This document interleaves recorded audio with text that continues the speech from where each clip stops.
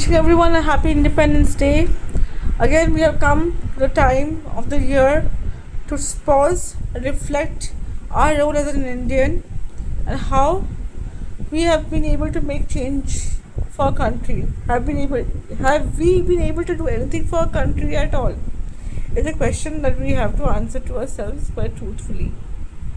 And today is also the day that we complete 1 year of Tilottama leaving the face of earth in a way that is very shameful, and it also points to the fact that are we safe at all.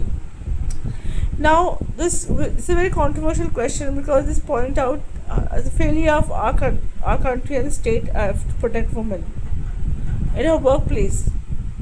But then it is not alone that women in India are unsafe. Women in throughout the world has faced the same problems. Actually, it's universal problems. It's just India comes to the focus again and again because of whatever reason.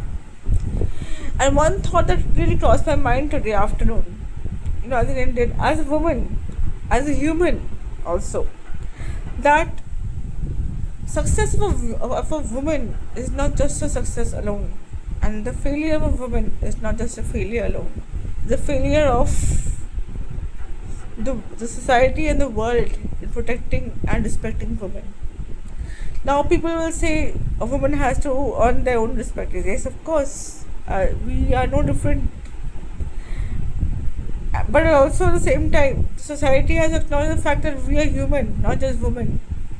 Not treat us as a gender, but treat us as human.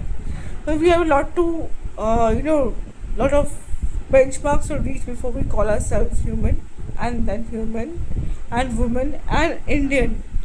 So yes, but I would say that, before, like earlier, we used to question our colonized minds is a question: are we good enough? Are we worthy enough? Now I have an answer to this question. Yes, we are. Though we have a lot to achieve, lot to prove, and lot to attain in life, lot of success as a nation. We have lot of limitations that has to be overcome. But which country isn't? A country is run by human beings who are flawed. And every country in this world is flawed.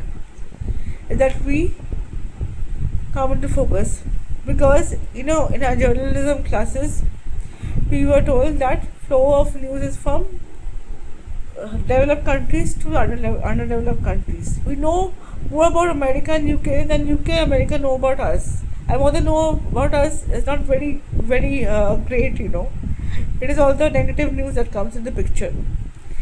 Now you say again I'm saying a brewing controversy. No, I'm not. It is a truth. If you go and read a foreign newspaper and watch a foreign channel, you will see how India is represented. But we worship them because we have been colonized for so long. We love them more than they love us. So yeah, it's time to pause and reflect where we stand as a country, and how far we have to go to decolonize our minds and hearts, to feel proud that we are Indians despite our limitations. And if you remember this book, To Serve With Love, there's a film also based on the book by E.R. Braithwaite.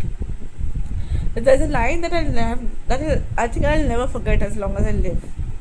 So I'm just paraphrasing, or just expressing the line, as far as I can remember. I can't say in verbatim. So he said that I will not discuss the problems of my country publicly. I will do that when I'm sitting on my armchair, like I'm sitting on an armchair discussing the problems of this world. He said privately I will discuss the problems of my country. I know my country has problems, but publicly I will never do that. And if you notice, publicly USA, UK, Australia, any other country outside India does not blame their own country, but we do. Why? is the question again to pause and reflect. Leaving you with this thought and a scope to start a discussion in the comments without any controversies. Of course, I don't want to fall in trouble. Neither do you. But at the same time, we have to pause and reflect about this question as to again why we should be proud of a country. I mean, our society is.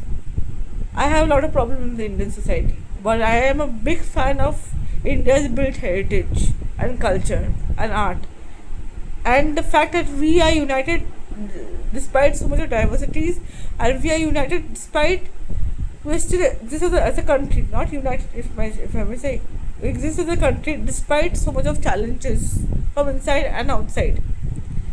That is itself is a miracle. So, leaving you with that thought, and again, a very happy Independence Day, and may we feel a freedom in our hearts and minds. Bye bye. Till we meet next time.